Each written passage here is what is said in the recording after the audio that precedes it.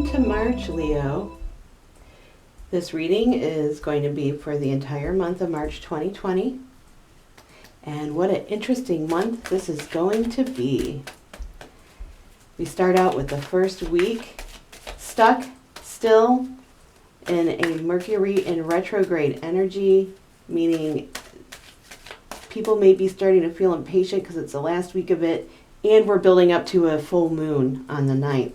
So here's what I'm going to say. Get ready for the dynamic energies that are probably going to be coming in on the 9th and 10th of March, because for 3 weeks we've been held in a holding pattern on some level, and when Mercury goes direct on the 9th and we have a full moon in Virgo on the 9th, it's all systems go, and there might even be this energy that had been bubbling up under the surface that's really going to just boil over. Sounds sort of fun to me, so get ready for a wild ride.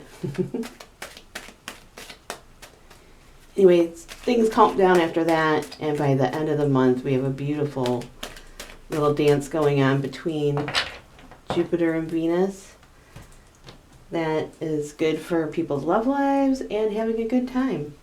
So let's see what the Cosmic Messenger has to say to you this month. Okay, first things first here. When you see the death card in my readings, it does not mean death. I cannot predict death because I am not God. It can mean about a million different things, and we're going to get to what it does mean at some point in this reading. But fundamentally, the first thing that I'm picking up on is that your message from your guides is, please do not be nervous, worried, or anxious, especially if you're dealing with situations that call for change. Change is inevitable. Change is healthy. Change allows us to grow. Change mixes things up so we don't become stagnant. And this is right in the middle of your reading, and it's showing you being really worried about that. So worry is not going to help, okay? Surfing. Yeah, surfing is what'll help. Now, this change may be by your own hand, okay? This change may come out of left field. This change may be expected. And coming with it is some really good news. So I really think that, welcoming new information, also planning for a change for yourself is really important. Don't try and cling, okay? Ooh.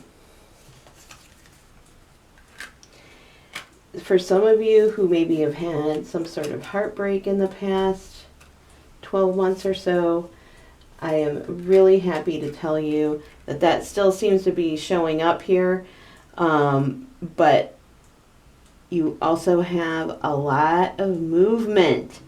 So for many of you, please take heart if you've been carrying around a bit of a broken heart.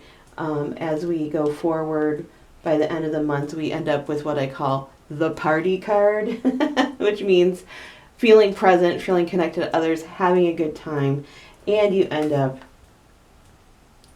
with the strength card. So, life is a wild ride, and there are some ways that are more helpful to experience it than others. Clinging, fearing, grasping, not loving ourselves, going through life like that is not helpful. Surfing change, directing change, doing healing work on ourselves is always helpful. So Leo, if you need to do some healing work, go do it. It's not a weakness, it's a strength to heal, okay? And we all can heal. So definitely that's a meta message here.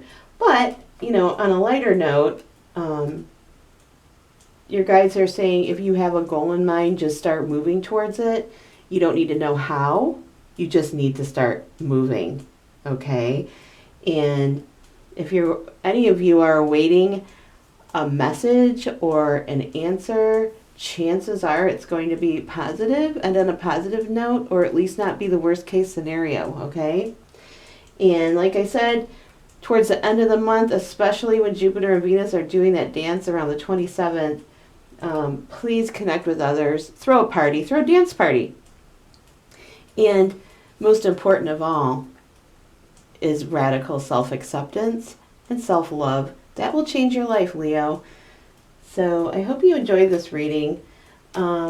Please subscribe to my channel if you do, and check back in with me next month for April's reading. Let's see what all of this movement ends up being about.